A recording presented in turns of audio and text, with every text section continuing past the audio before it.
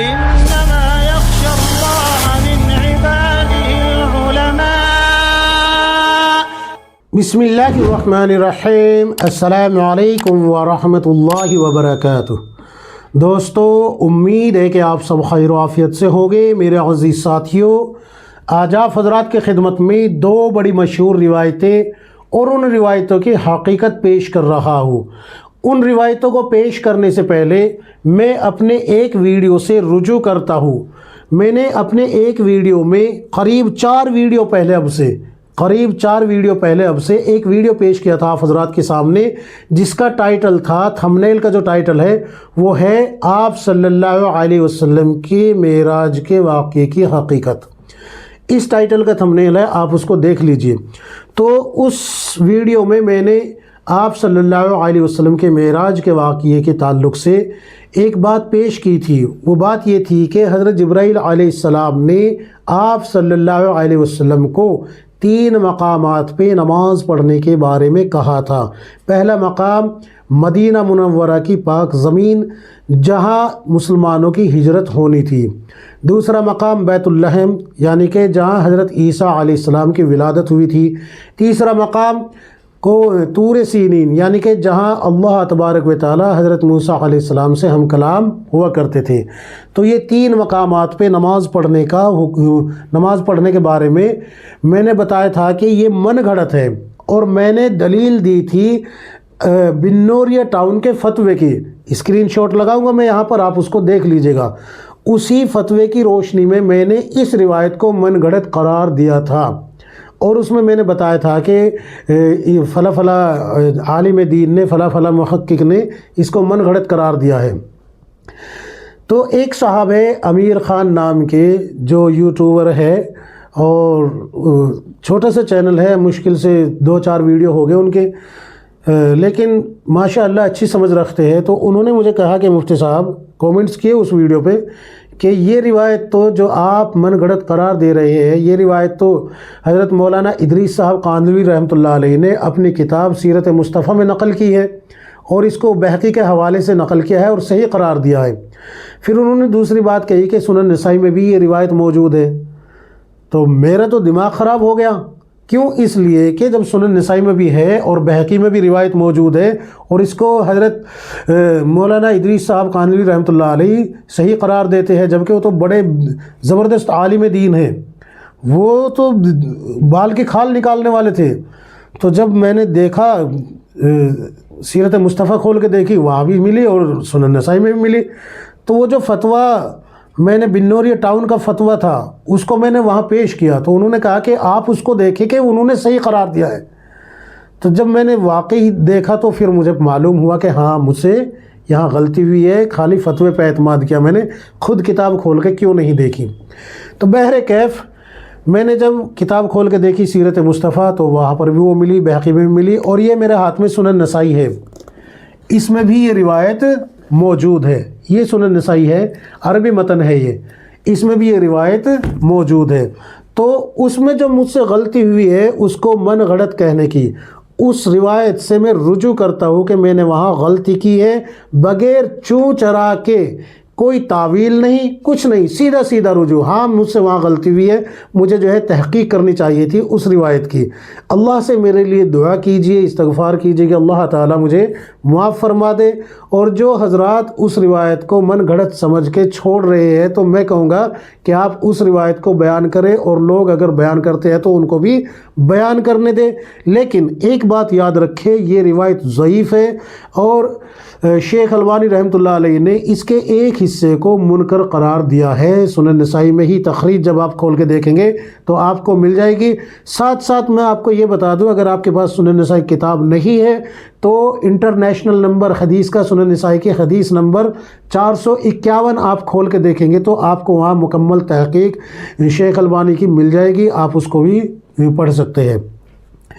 تو یہ جو میں نے آپ کے سامنے بات پیش کی ہے، تو یہ میرا رجوع ہے. اللہ سے دعا کیجئے کہ اللہ میرے اس رجوع کو قبول فرما لے، اور آپ حضرات بھی استغفار کریں میرے لیے، اور میں بھی انشاءاللہ توبہ کرتا ہوں، اللہ رب العزت مجھے معاف فرما دے. تو بھائی یہ سنن نسائی میں روایت موجود ہے، ضعیف روایت ہے، لیکن چونکہ ضعیف جو ہے بیان کی جاتی ہے فضائل میں تو بیان کرنے کی اجازت ہے۔ اب یہ جو دو روایتیں میں آپ حضرات کے سامنے پیش کر رہا ہوں ان کو دھیان سے سنیں۔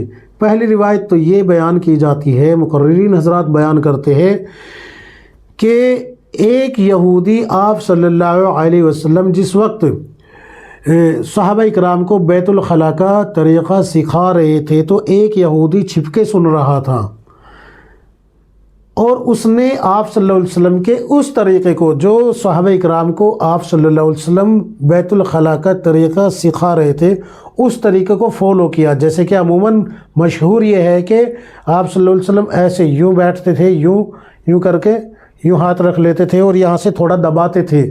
تو اس کی تحقیق نہیں بتا رہا ہوں میں کیا ہے کیا نہیں اس طریقے کی، میں صرف یہودی والا واقعہ بتا رہا ہوں۔ تو آپ صلی اللہ علیہ وسلم کے اس طریقے کو یہودی نے فالو کیا، تو ایسے بیٹھے ہوئے تھے، وہ یہودی ایسے بیٹھا ہوا تھا، تو کسی نے ان کو قتل کرنے کے لیے پھندا ڈالا، پھانسی کا پھندا ڈالا، تو ہاتھ یوں ہونے کی وجہ سے گردن میں نہ آ سکا وہ پھندا۔ جب گردن میں وہ پھندا نہیں آیا تو یہودی تو چوکنا ہو گیا، اس نے وہ رسی جو تھی وہ ایک سائیڈ میں ڈال دی، تو دیکھا کہ ایک سنت پہ عمل کرنے کی وجہ سے موت سے بچ گیا یہودی، تو وہ فوراً اسلام قبول کر لی، ایمان والا ہو گیا، مسلمان ہو گیا۔ کیا یہ روایت ہے یا نہیں، صحیح ہے یا نہیں؟ یہ بالکل من گھڑت بات ہے، ایسی کوئی روایت نہیں ہے جس میں کہ ایک یہودی آپ صلی اللہ علیہ وسلم کی ایک سنت کو فالو کرنے کے لیے تیار ہوا یا فالو کیا اور اس کو کوئی قتل کرنے والا تھا اور وہ بچ گیا، ایسی کوئی روایت نہیں ہے، یہ من گھڑت بات ہے، اس کو بیان نہ کرے۔ غیر معتبر روایات کا فنی جائزہ کتاب کھول کے دیکھیں گے تو آپ کو یہ روایت مل جائے گی، من گھڑت ہے یہ۔ دوسری روایت کون سی بیان کی جاتی ہے وہ بھی سن لیجئے۔ ایک مرتبہ رسول اللہ صلی اللہ علیہ وسلم نے حضرت عائشہ رضی اللہ عنہا سے پوچھا، عائشہ اس دنیا کے اندر سب سے بہترین گھر کس کا ہے؟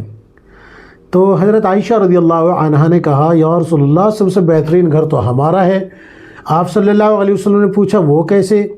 تو حضرت عائشہ رضی اللہ عنہا نے کہا کہ یا رسول اللہ سب سے بہترین ہمارا گھر اس لیے ہے کہ امام الانبیاء محمد رسول اللہ صلی اللہ علیہ وسلم، اللہ کے حبیب صلی اللہ علیہ وسلم ہمارے گھر میں ہے، حضرت جبرائیل علیہ السلام کا آنا جانا ہمارے گھر میں ہے، وہی ہمارے گھر میں نازل ہوتی ہے، یعنی کہ قرآن ہمارے گھر میں نازل ہوتا ہے، تو اس سے بہتر بھی گھر کوئی ہو سکتا ہے؟ تو آپ صلی اللہ علیہ وسلم نے فرمایا کہ ہاں اس سے بہتر بھی گھر ہے۔ اے عائشہ تیرے گھر میں تو محمد رسول اللہ ہے، امام الانبیاء ہے، جبرائیل علیہ السلام کا آنا جانا ہے اور قرآن نازل ہوتا ہے، لیکن جن گھروں میں سے لوگ اللہ کے راستے میں گئے ہوئے ان گھروں میں اللہ خود ہوتا ہے، تیرے گھر میں نبی ہے اور ان گھروں میں اللہ ہے۔ تو کیا ہے اس روایت کی حقیقت؟ یہ روایت بھی بالکل من گھڑت ہے، اس کی کوئی حقیقت نہیں ہے، اس کو بھی بیان نہ کیا جائے، بیان کرنے کی اجازت نہیں ہے۔ تیسری روایت بھی یاد آ گئی، وہ بھی بتا دیتا ہوں۔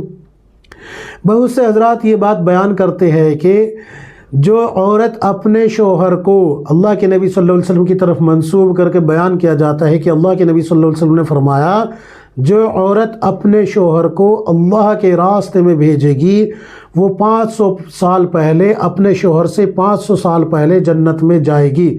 یہ روایت بھی بالکل من گھڑت ہے، اس کی بھی کوئی حقیقت نہیں ہے، اس کو بھی بیان نہ کرے، اس کو بھی بیان کرنے کی اجازت نہیں ہے۔